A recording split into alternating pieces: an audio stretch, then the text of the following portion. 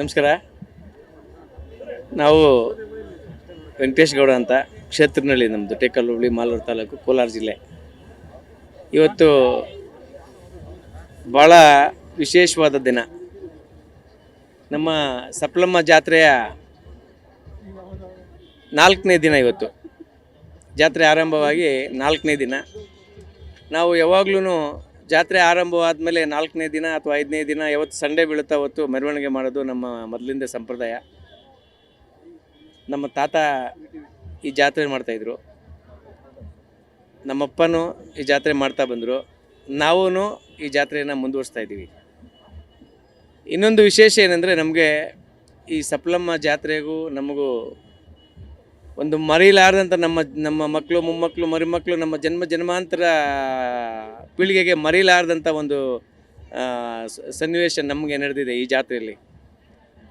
10 ವರ್ಷದ ಹಿಂದೆ ಆಕಸ್ಮಿಕವಾಗಿ ನಾವು ಟೇಕಲ್ ಹೋಬಳಿಯಲ್ಲಿ ಹುಟ್ಟಿ ಹೃದಯ ರೋಗ ಮತ್ತು ಹೃದಯ ಶಸ್ತ್ರಚಿಕಿತ್ಸೆ, ವ್ಯಾಸ್ಕ್ಯುಲರ್ ಶಸ್ತ್ರಚಿಕಿತ್ಸೆ, ಸಮಗ್ರ ಹೃದಯ ಆರೈಕೆ ಸೇವೆಗಳಿಗಾಗಿ ನಿಮ್ಮ ವಿಶ್ವಾಸಾರ್ಹ RL Jalappa Narayana heart centre, STUMC campus, Tamaka, Kolar. 180030090309. ಬೆಳೆದು ಇದು ಕಸ್ಬಾ, ಮಾಲೂರು ಕಸ್ಬಾ. ಇದು ತೊರ್ನಹಳ್ಳಿ ಜಿಲ್ಲಾ ಪಂಚಾಯತಿ ಕಾನ್ಸ್ಟಿಟ್ಯೂನ್ಸಿ. ಈ ಕಾನ್ಸ್ಟಿಟ್ಯೂನ್ಸಿಯಲ್ಲಿ ನಮ್ಮ ಮನೆಯವರು ಗೀತಮ್ಮ ವೆಂಕಟೇಶ್ ಗೌಡ ಅಂತ ಜಿಲ್ಲಾ ಪಂಚಾಯತ್ ಸದಸ್ಯರಾಗಿದ್ದರು. ಅದು ರಾಜ್ಯದಲ್ಲೇ ಹೈಯೆಸ್ಟ್ ಲೀಡ್ ಕೊಟ್ಟರು ಈ ಮಹಾನ್ ಭಾವರು, ಈ ಕ್ಷೇತ್ರದ ಜನ ಮತ್ತು ಈ ಸಪ್ಲಮ್ಮ ತಾಯಿ. ಅವಾಗಿಂದ ಇನ್ನೂ ಜಾಸ್ತಿ ಆಯಿತು ನಮಗೆ ಜವಾಬ್ದಾರಿ. ಈ ದೇವಸ್ಥಾನದಲ್ಲಿ ಮೂಲಭೂತ ಸೌಕರ್ಯಗಳು ಏನು ಮಾಡಬೇಕು, ಈ ದೇವಸ್ಥಾನ ಯಾವ ಥರ ಅಭಿವೃದ್ಧಿ ಮಾಡಬೇಕು, ಅದನ್ನು ಪ್ರತಿಯೊಂದು ಹೆಜ್ಜೆಯಲ್ಲೂ ಏನೇನು ಮಾಡಬೇಕು ಅಂತ ಆ ಸಂದರ್ಭದಲ್ಲಿದ್ದಂಥ ಶಾಸಕರು ಅವ್ರನ್ನ ವಿಶ್ವಾಸಕ್ಕೆ ತಗೊಂಡು, ಮತ್ತು ಈಗಿರುವ ಶಾಸಕರು ನಮ್ಮ ಅಣ್ಣನವರಾದಂಥ ನಂಜೇಗೌಡನವರು ಭಾಳ ಮುತುವರ್ಜಿ ವಹಿಸಿ ಈ ಜಾತ್ರೆಗೆ ಸಹಕಾರ ನೀಡಿ ಏನೇನು ಮೂಲಭೂತ ಸೌಕರ್ಯ ಬೇಕು ಅದನ್ನೆಲ್ಲನೂ ಒದಗಿಸಿ ಭಾಳ ವಿಜೃಂಭಣೆಯಿಂದ, ಈ ಥರ ಜಾತ್ರೆ 10 ವರ್ಷದ ಹಿಂದೆ ನಡೆದಿರೋದು. ಅಷ್ಟು ವಿಜೃಂಭಣೆ ನೀವೆಲ್ಲ ನೋಡಿರ್ತೀವಿ, ಬೆಳಗ್ಗೆಯಿಂದ ಆ ಥರ ನಡೆದಿದೆ. ಅದಕ್ಕೆ ಮುಖ್ಯ ಕಾರಣ ನಮ್ಮ MLA ಸಾಹೇಬರು. ಎರಡನೇದು ಒಬ್ಬ ತಹಸೀಲ್ದಾರ್ ಮೇಡಮ್, ರೂಪಾ ಮೇಡಮ್ ಅಂತ ಬಂದಿದ್ದಾರೆ. ಅವರು EO ಚಾರ್ಜು ಅವರೇ ತಗೊಂಡವ್ರೆ. 15 ದಿನ 20 ದಿನದಿಂದನೂ ರಾತ್ರಿ ಆಗಲೂ ಕೆಲಸ ಮಾಡವ್ರೆ, ಭಾಳ ಮುತುವರ್ಜಿ ವಹಿಸಿ.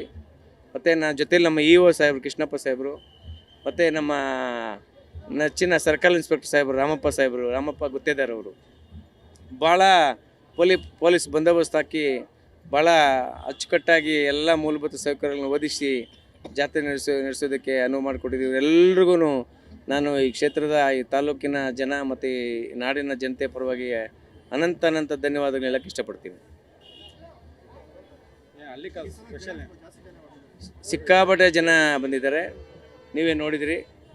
ನಾವು 12:15 ಮೆರವಣಿಗೆ ಸ್ಟಾರ್ಟ್ ಮಾಡಿದ್ದು, ಇವಾಗ ಮುಗಿಸಿದ್ದೀವಿ. ಎತ್ತುಗಳು, ನಮ್ಮ ದನಗಳು ಸುಸ್ತಾಗಿವೆ, ನಾವು ಸುಸ್ತಾಗಿದ್ದೀವಿ. ಭಾಳ ಜನ ಈ ಸಾರಿ ಭಾನುವಾರ ಬಂದಿದ್ದು ಒಂದು ಕಾರಣ, ಮತ್ತು ಮೆಸೇಜ್ ಹೋಗಿದೆ ಈ ಸಾರಿ ಜಾತ್ರೆ ಭಾಳ ವಿಜೃಂಭಣೆಗೆ ನಡೀತಾ ಇದೆ ಅಂತ. ಅದರಿಂದ ಸಿಕ್ಕಾಪಟ್ಟೆ ಜನ ಬಂದಿದ್ದಾರೆ. ನಮ್ದು ಇನ್ನೊಂದು, ಈ ನಾಟಿ ದನಗಳ ಜೊತೆಗೆ ಈ ಸಾರಿ ಅಲ್ಲಿ ನೀವು ನೋಡಿರ್ತೀರಿ ಇಷ್ಟೊತ್ತು ಪುಂಗ್ನೂರು ಗಿಡ್ಡ ಒಂದು 4 ಹಾಕಿದ್ದೀವಿ. ದೇಶದಲ್ಲಿ ಅತಿ ಚಿಕ್ಕ ಹಸು, ಅದರದ್ದೇ ಒಂದು ಮಹತ್ವ, ಅದರದ್ದೇ ಒಂದು ವಿಶೇಷ ಇದೆ. ದೇಶದಲ್ಲಿ ಒಂದು 2000 ಹಸು ಏನೋ ಇದೆ, ಅದು ಅಷ್ಟೇ. ಅದರಲ್ಲಿ ನಾವು ಒಂದು 4 ಇಟ್ಕೊಂಡಿದ್ದೀವಿ. ಜನ ನೋಡಿ ಅದನ್ನು ನೋಡೋಕ್ಕೆ ಎಷ್ಟು ಮುಗಿಬೀಳ್ತಾ ಇದ್ದಾರೆ, ಭಾಳ ತುಂಬ ಪ್ರೀತಿಯಿಂದ ಅದನ್ನು ನೋಡಿ ಒಂದು ಇದು ಮಾಡ್ತಾಯಿದ್ದಾರೆ. ನಾನು ಹೇಳೋದಿಷ್ಟೇ, ರೈತರಿಗೆ ಅನುಕೂಲ ಇರೋಂಥ ರೈತರಿಗೆ ಮನೇಲಿ ಒಂದು ನಾಟಿ ದನ ಕಟ್ಕೊಳ್ರಿ.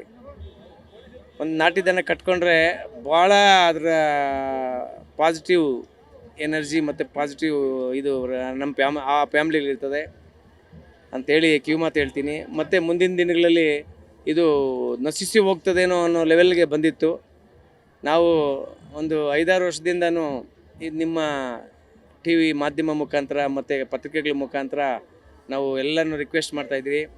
ಮತ್ತೆ ಚೇತರಿಸ್ಕೊಳ್ಳೋ ಹಂತಕ್ಕೆ ಹೋಗಿದೆ ನಮ್ಮದು ದನ, ಹಳ್ಳಿಕಾರದ ದನ ಮತ್ತೆ ಚೇತರಿಸ್ಕೊಳ್ಳೋ ಲೆವೆಲ್ಗೆ ಹೋಗಿದೆ. ಚೇತರಿಸ್ಕೊಳ್ತದೆ ಅನ್ನೋ ನಂಬಿಕೆ ನಮಗೂ ಬಂದಿದೆ. ಈಗ ಏನೋ ಯೂತ್ಸು ಭಾಳ ಟ್ಯಾಲೆಂಟ್ ಇರೋರು ಪಾಪ ಯೂತ್ಸು, ಅವರು ಇದನ್ನೆಲ್ಲ ನೋಡಿ ಯಾಕೆ ಮಾಡಬಾರ್ದು? ಏನು ತಪ್ಪಲ್ಲಲ್ಲ, ಕರೆಕ್ಟ್ ಅಲ್ಲ ಇದು?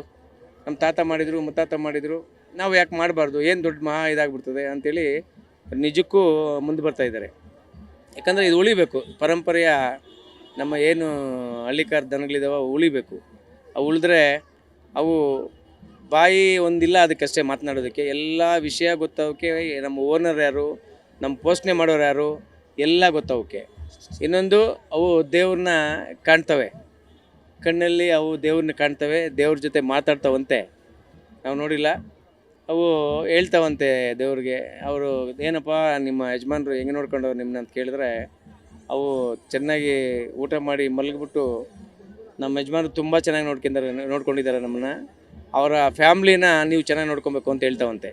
ಹಿರೀಕರು ಪೂರ್ವಿಕರು ಹೇಳಿರೋ ಮಾತಿದು 100% ನಿಜ. ಇದು ನನ್ನ ಸ್ವಂತ ಅನುಭವ. ಇದು ನಿಮ್ಮ ಮುಖಾಂತರ ಹೇಳೋಕ್ಕೆ ಇಷ್ಟಪಡ್ತೀನಿ. ಎಲ್ಲ ರೈತರು ಸಾಧ್ಯವಾದರೆ ಅನುಕೂಲ ಇರೋರು, ಇಲ್ದಿರೋರು ಪಾಪ ನಾವು ಕಟ್ಕೊಳ್ರಿ ಅಂತ ಹೇಳಕ್ಕೆ ಬರೋಲ್ಲ.